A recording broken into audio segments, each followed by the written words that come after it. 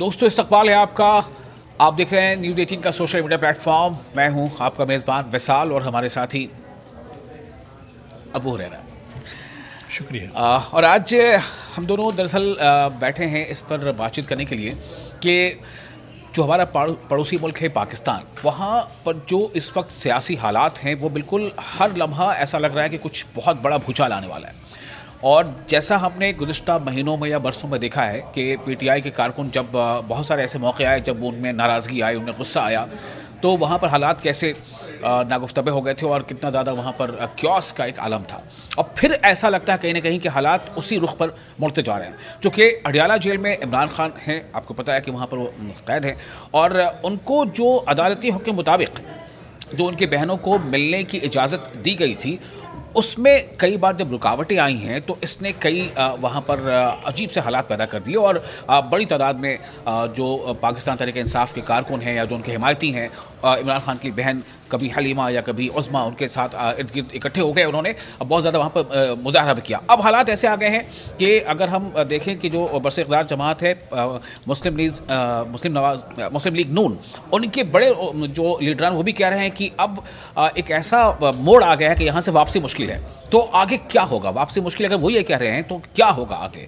चूँकि पीटीआई के रहनुमा भी कह रहे हैं कि हम जो है अब इसे एक अंजाम तक पहुँचाएंगे, और अब वो ऐसी कुछ खबर है कि आने वाले दिनों में वो एक कौमी कॉन्फ्रेंस करने जा रहे हैं। अभी बताएंगे हमारे साथी अबू हुरैरा। सीधे बातचीत करते हैं। अबू हुरैरा, हालात कैसे हैं अभी?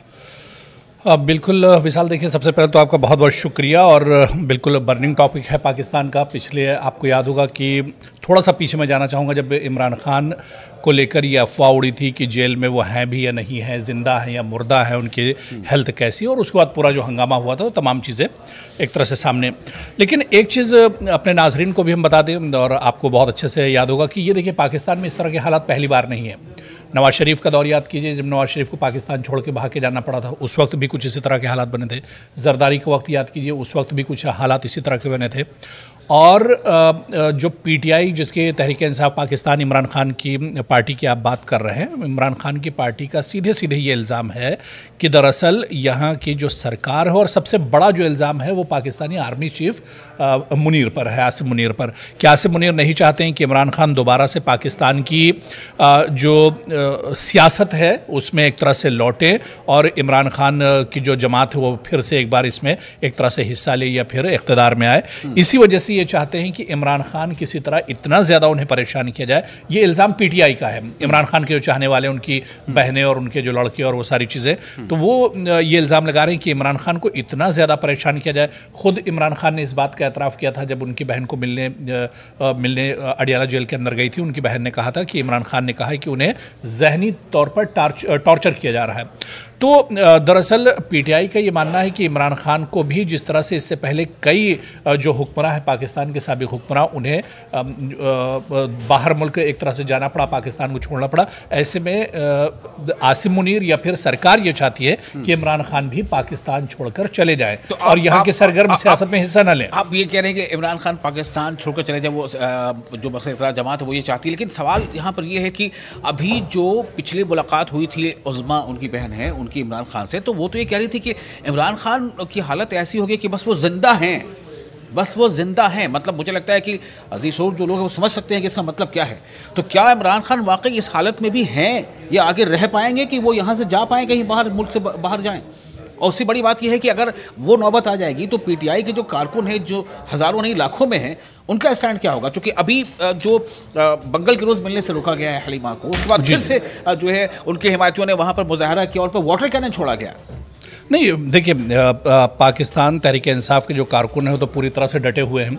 आप इससे पहले भी देखिए कि इससे पहले जो हंगामा हुआ, अडियाला जेल की बात करें, इसके अलावा इस्लामाबाद की बात करें, और जो भी मतलब हसास इलाके थे वहाँ पर आप देखिए कि दफ़ा 144 लगानी पड़ी थी, और इंतज़ामिया की तरफ से कहा गया था कि कोई एहतजाज और प्रोटेस्ट ना किया जाए। हालांकि पीटीआई हमेशा इनकी तरफ से इमरान खान के जो चाहने वाले, बल्कि मैं तो ये कहूँगा कि एक बड़ा तबका पाकिस्तान में आज भी है जिसके दिल में इमरान खान बसते हैं, इमरान खान के एक तरह से मकबूलियत है और इसी वजह से इतने बड़े पैमाने पर लोग निकल कर आ रहे हैं। आप देखिए कि अडियाला जेल से लेकर पार्लियामेंट तक, ऐवान तक यह हंगामा होता रहा। पार्लियामेंट में पीटीआई के जो अरकान हैं वो हंगामा करते रहे। उसके बाद अडियाला जेल के बाहर देखिए कि इनकी बहनें लगातार डटी रहीं और इनके जो रियासतों में सरकार के जो वज़राए आला हैं वो एक तरह से डटे रहे।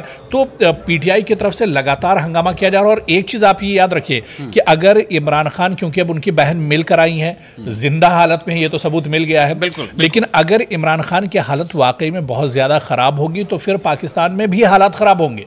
पाकिस्तान में हालात और ज़्यादा आने वाले दिनों में बिगड़ेंगे। पाकिस्तान की सेहत इमरान खान की सेहत से डायरेक्ट मुंसलिक है। बिल्कुल बिल्कुल। अगर इमरान खान की सेहत गिरती है या इमरान खान के बारे में अब सिर्फ आप ये देखिए कि सिर्फ ये अफवाह आई थी कि इमरान खान जिंदा है या नहीं है या फिर उनकी सेहत कैसी है, और उसके बाद किस तरह का हंगामा हुआ। पूरे पाकिस्तान में एक तरह से भूचाल से आ गई थी। और ख़ासतौर से इस्लामाबाद की बात की जाए या इस रावलपिंडी की बात की जाए, अडियाला जेल के बाहर की बात की जाए, पार्लियामेंट के बाहर की बात की जाए, कोर्ट तक ये पूरा मामला गया।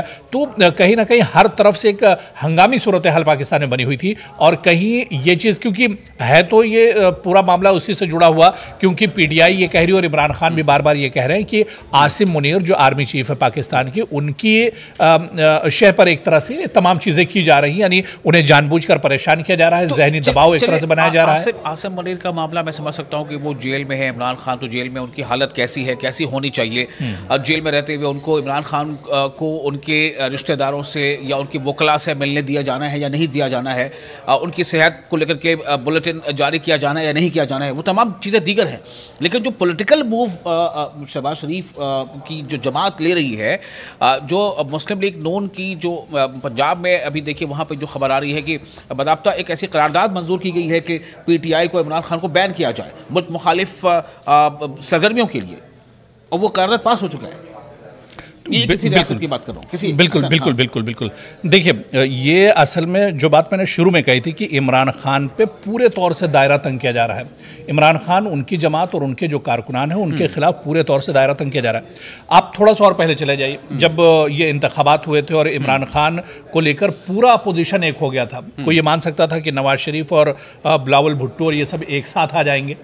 तो पाकिस्तान की सियासत में ये हुआ कि एक जो मौजूदा इक़्तिदार में इमरान खान थे, पीटीआई जो इक़्तिदार में थी, उसको हटाने के लिए, इमरान खान को इक़्तिदार से हटाने के लिए बिलावल भुट्टो, जरदारी जो है वो, और इसके बाद आप देखिए जितनी जमातें थी वहाँ पर, हाँ एमक्यू, जी, जितनी जमातें थी वो सब एक साथ आ गई थी। क्योंकि जिस तरह से इमरान खान काम कर रहे थे, इमरान खान खासतौर से बदनवानी और करप्शन के खिलाफ जिस तरह से आवाज़ उठा रहे थे। थोड़ा सा आपको तो ये कहना चाहता हूँ कि इमरान खान का उन दिनों कई बार कौम के नाम खिताब हुआ था। बिल्कुल बिल्कुल। तब इमरान खान ने यह भी कहा था कि दरअसल खेल कहीं बाहर से खेला जा रहा है। तो क्या आपको लग रहा है कि इसमें बाहर मतलब कुछ गैर मुल्की एजेंसियां भी इसमें कार फरमा हैं इन तमाम हालात के लिए?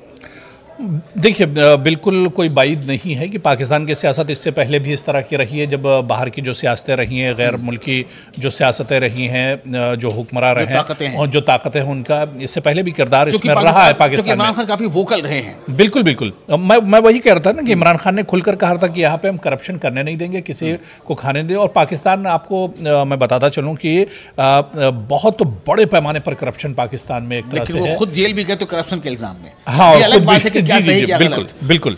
तो पाकिस्तान दरअसल बहुत से मसाइल से जूझ रहा है और ये बहुत बड़ा मसला है।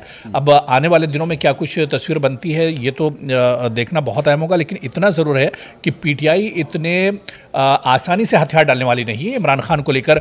जिस तरह से पूरा हंगामा चल रहा है, आप देखिएगा कि आने वाले दिनों में यह हंगामा हो सकता है और बढ़े। जिस तरह से आपने बताया कि अब आने वाली कुछ तारीख को एहतजाज, एक बड़े प्रोटेस्ट का ऐलान किया है, तो ये हंगामा एक तरह से बढ़ेगा। अब तशवीश दरअसल आसिम मुनीर की भी बढ़ रही है, सीधे सीधे कहा जाए कि सरकार की तशवीश बढ़ रही, क्योंकि अब पूरी दुनिया की नज़रें एक तरह से टिकी हुई हैं। जिस तरह से इमरान खान के बेटों ने अपील की थी ह्यूमन राइट्स को लेकर और तमाम चीज़ों को लेकर अक़वाम मुत्तहिदा से, तो उसके बाद अब पूरी अब ये सिर्फ पाकिस्तान तक का मुद्दा नहीं रहा। आप देखिए आज हम हिंदुस्तान में बैठ के वहाँ के इशूज़ और वहाँ के हालात पर चर्चा कर रहे हैं, तो इसका मतलब ये कि अब ये पाकिस्तान तक मामला नहीं रहा, ये इंटरनेशनल इशू बन गया है। तो इस पर अब सरकार भी कहीं ना कहीं दबाव का एक तरह से शिकार होगी। आसिम मुनीर के ऊपर एक के बाद एक कई तरह के जो इल्ज़ाम इमरान खान ने लगाया, उसका भी दबाव कहीं ना कहीं आर्मी चीफ पर भी होगा। लेकिन वही आसिम मुनीर हैं, फील्ड मार्शल आसिम मुनीर, जो डोनाल्ड ट्रंप के साथ हाल ही में उन्होंने डिनर भी किया था, काफ़ी चर्चा हुई थी। अब अगर वाकई ये इमरान खान बनाम आसिम मुनीर मामला है तो आप समझ सकते हैं कि ये किस लेवल तक इसको लेकर के गुफ्तगू सुनीद हो रही होगा, किस लेवल तक इसको लेकर के बातें हो रही होंगी, इसके रिपरकशंस पर। अब सवाल सबसे बड़ा ये है कि जैसा अभी आपने भी कहा कि एक बड़े रहनुमा है पीटीआई के, उनका ये कहना है कि 20-21 दिसंबर को वो एक कौमी कॉन्फ्रेंस करने जा रहे हैं जिसमें वकला बरादरी, जिसमें सिविल सोसाइटीज़ और तमाम स्टेक होल्डर्स जो हैं वो सब इसमें शामिल होंगे। तो पीटीआई हथियार डालने नहीं जा रही है, लेकिन हाँ फिलहाल अपनी इस बातचीत पर हथियार हम डाल दे रहे हैं। आप बने रहें, अपनी तासुरात हमें ज़रूर आप देंगे कि आपको ये प्रोग्राम, ये बातचीत कैसी लगी, और इस तरह के मज़ीद इसमें अगर आपकी कोई राय हो तो आप हमें अपने कॉमेंट बॉक्स में ज़रूर शेयर करें। हमें दें इजाज़त। बहुत शुक्रिया, बहुत शुक्रिया।